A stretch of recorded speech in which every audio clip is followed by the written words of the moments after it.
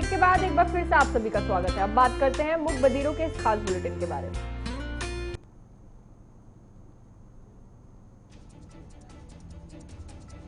गुजरात के बाद दिल्ली नगर निगम उपचुनाव में आम आदमी पार्टी का जादू चला है। एमसीडी उपचुनाव में शानदार प्रदर्शन करते हुए आम आदमी पार्टी ने 5 में से 4 वार्ड में जीत दर्ज की है, जबकि एक सीट पर कांग्रेस उम्मीदवार ने बाजी मारी। वहीं बीजेपी को एक भी सीट नहीं मिली है। 4 वार्ड रोहिणी सी, शालीमार बाग, त्रिलोकपुरी, कल्याणपुरी और आप ने परचम लहराया है।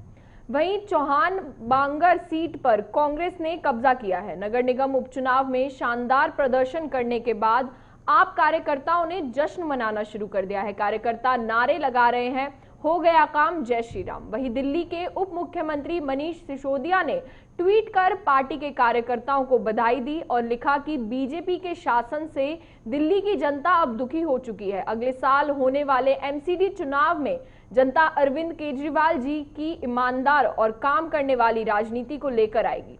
बता दें कि नगर निगम के 5 वार्ड के लिए 28 फरवरी को उपचुनाव हुए थे। किसानों की बात करें तो संयुक्त किसान मोर्चा ने चुनावी राज्यों में नए कृषि कानूनों को लेकर अभियान शुरू करने का फैसला किया है। इस दौरान लोगों को किसानों के प्रति सरकार के व्यवहार के बारे में बताया जाएगा। संयुक्त किसान मोर्चा की ओर से कहा गया है कि जिन राज्यों में अभी चुनाव होने वाले हैं, उन राज्यों में एसकेएम बीजेपी की किसान विरोधी, गरीब विरोधी नीतियों को दंडित करने के लिए जनता से एक अपील करेगा और बीजेपी के खिलाफ प्रचार किया जाएगा। संयुक्त किसान मोर्चा ने फैसला किया है कि संगठन की ओर से 12 मार्च को बंगाल में रैली की जाएगी। संगठन के पदाधिकारी योगेंद्र यादव ने बताया कि 6 मार्च को केएमपी एक्सप्रेसवे जाम करने का भी ऐलान किया गया है। इस दौरान केएमपी एक्सप्रेसवे करीब 5 घंटे ब्लॉक रखा जाएगा। 6 मार्च को प्रदर्शनकारी किसान काली पट्टी बांधकर विरोध करेंगे। इसी के साथ सार्वजनिक क्षेत्रों के निजीकरण के विरोध में 15 मार्च को पूरे देश के मजदूर और कर्मचारी सड़क पर उतरेंगे और रेलवे स्टेशनों के बाहर जाकर धरना प्रदर्शन करेंगे। अब बात करते हैं अगली खबर की। तो उत्तर प्रदेश की राजधानी लखनऊ में बीजेपी सांसद कौशल किशोर के बेटे आयुष किशोर को गोली लगने के मामले में नया खुलासा हुआ है। पुलिस की शुरुआती जांच में सामने आया है कि आयुष ने ही खुद पर गोली चलवाई। आयुष के साले आदर्श ने पुलिस के सामने कबूल किया है कि कुछ लोगों को फंसाने के लिए सांसद के बेटे ने ही खुद पर गोली चलवाई। आदर्श ने आरोप लगाया है कि उसने आयुष के कहने पर ही उसे गोली मारी थी, क्योंकि वह इस केस में कुछ लोगों को फंसाने का प्लान बना रहा था। बता दें कि लखनऊ में मंडियाव छठा मील के पास देर रात आयुष किशोर को बाइक सवार बदमाशों ने गोली मार दी। वारदात के बाद बदमाश मौके से फरार हो गए। आनन फानन में घायल को इलाज के लिए ट्रॉमा सेंटर में भर्ती कराया गया है। जांच के दौरान पुलिस को घटनास्थल से आयुष की ही लाइसेंसी पिस्टल बरामद हुई थी और उसी गोली भी इसी पिस्टल से मारी गई थी। बहरहाल पुलिस परिजनों से पूछताछ कर रही है।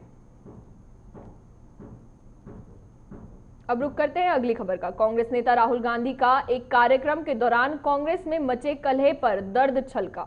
राहुल गांधी ने कहा कि मैं कांग्रेस पार्टी में अंदरूनी लोकतंत्र को बढ़ावा देने की बात कई सालों से कर रहा हूं। राहुल गांधी ने कहा कि मैं 1 दशक से कांग्रेस में आंतरिक लोकतंत्र का पक्षधर रहा हूं, लेकिन इसके लिए मेरी ही पार्टी के लोगों ने मेरी आलोचना की थी। मैंने अपनी पार्टी के लोगों से कहा कि पार्टी में अंदरूनी लोकतंत्र लाना निश्चित तौर पर जरूरी है। वहीं 1975 में इंदिरा गांधी की ओर से लगाई गई इमरजेंसी के सवाल पर राहुल गांधी ने कहा कि हाँ, वो गलती थी, लेकिन तब जो हुआ और आज जो हो रहा है उसमें फर्क है।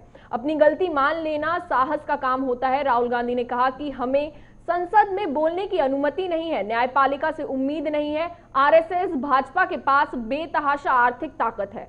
व्यवसायों को विपक्ष के पक्ष में खड़े होने की इजाजत नहीं है। लोकतांत्रिक अवधारणा पर यह सोची समझी हमला है। वर्तमान सरकार भारत की लोकतांत्रिक व्यवस्था को नुकसान पहुंचा रही है।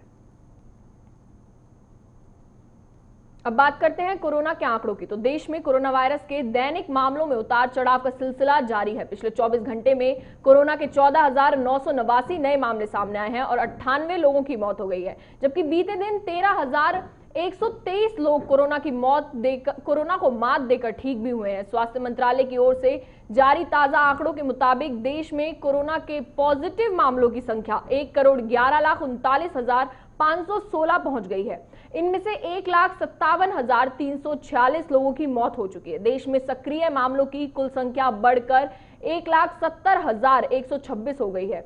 वहीं कुल डिस्चार्ज हुए मामलों की संख्या 1,08,12,044 है। बता दें कि देश में अब तक 1 करोड़ से ज्यादा के सामने वैक्सीन लगाई गई हैं। वहीं कोरोना के बढ़ते मामलों को ध्यान में रखते हुए केंद्र ने महाराष्ट्र, केरल, छत्तीसगढ़, मध्य प्रदेश, गुजरात, पंजाब, कर्नाटक, तमिलनाडु, पश्चिम बंगाल और जम्मू कश्मीर में उच्च स्तर की मल्टी डिसिप्लिनरी टीम बना दी है। अगली खबर की बात करें तो यमुना प्राधिकरण एक बड़ी योजना को लेकर तैयार कर रहा है। फिल्म सिटी से लेकर नोएडा इंटरनेशनल एयरपोर्ट तक पॉड टैक्सी चलाने की योजना में यमुना प्राधिकरण ने बड़ा बदलाव किया है। पॉड टैक्सी पहले फिल्म सिटी से लेकर जेवर एयरपोर्ट पर प्रस्तावित की गई थी, लेकिन अब इस योजना में बदलाव करते हुए ग्रेटर नोएडा से यमुना सिटी के सेक्टरों को जोड़ते हुए जेवर एयरपोर्ट तक पॉड टैक्सी चलाने की योजना बनाई है। इसमें करीब 35 किलोमीटर लंबा ट्रक बनाया जाएगा। इस ट्रक के बीच यमुना प्राधिकरण के औद्योगिक सेक्टर भी आएंगे। इसमें टॉय सिटी भी शामिल होगी। इससे प्राधिकरण के सेक्टरों को भी फायदा मिलेगा।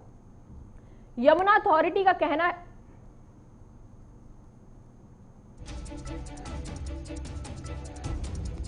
तो चलिए फिलहाल के लिए इतना ही। देश और दुनिया की तमाम खबरों के लिए बने रहें हमारे साथ। नमस्कार।